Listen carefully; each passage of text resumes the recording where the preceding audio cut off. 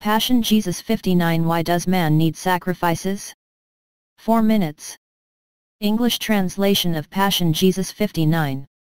Why has man always needed so much to offer sacrifices to God, animal, or sometimes human sacrifices?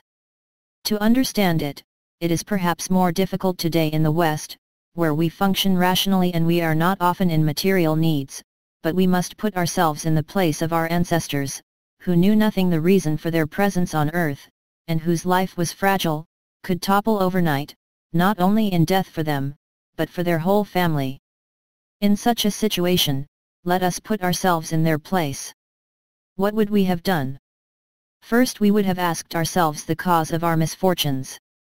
And we would have necessarily concluded that, somewhere, someone sinned, either us, our family, or our tribe. As the characteristic of man is not to look at himself, but rather to look for the fault in others, we would have looked for a culprit. And this is called the scapegoat phenomenon. It has happened in the whole history of humanity without stop, the one who is different, the one who is not the same as us, who is accused of guilt. To counter this phenomenon, Moses had invented a technique that worked well. We were taking a black goat. They charged him with all their sins, and sent him to the desert where he died. So the fault fell on him and we no longer sought to accuse anyone. Another thing, in relation to misfortune, we wondered if we could not appease the gods or the God who punished us in this way.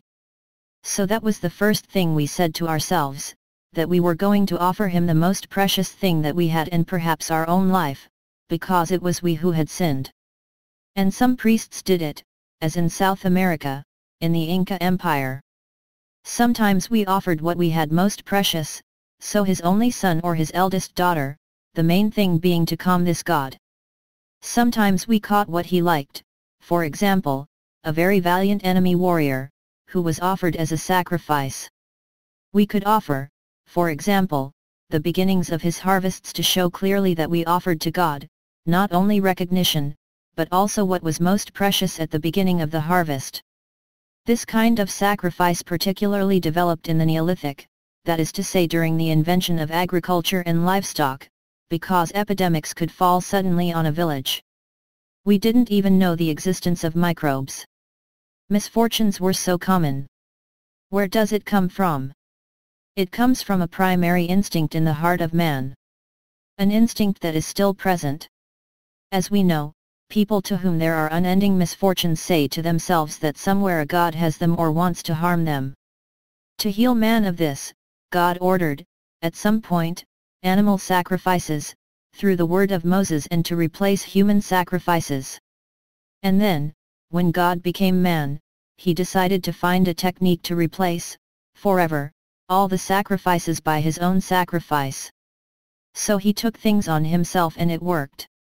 At least it works when the man is deeply believing, because in this case, when the misfortunes come, rather than offering someone as a sacrifice, he says, no. If I have faults, Christ paid everything for me and as far as I am concerned, I will change my behavior.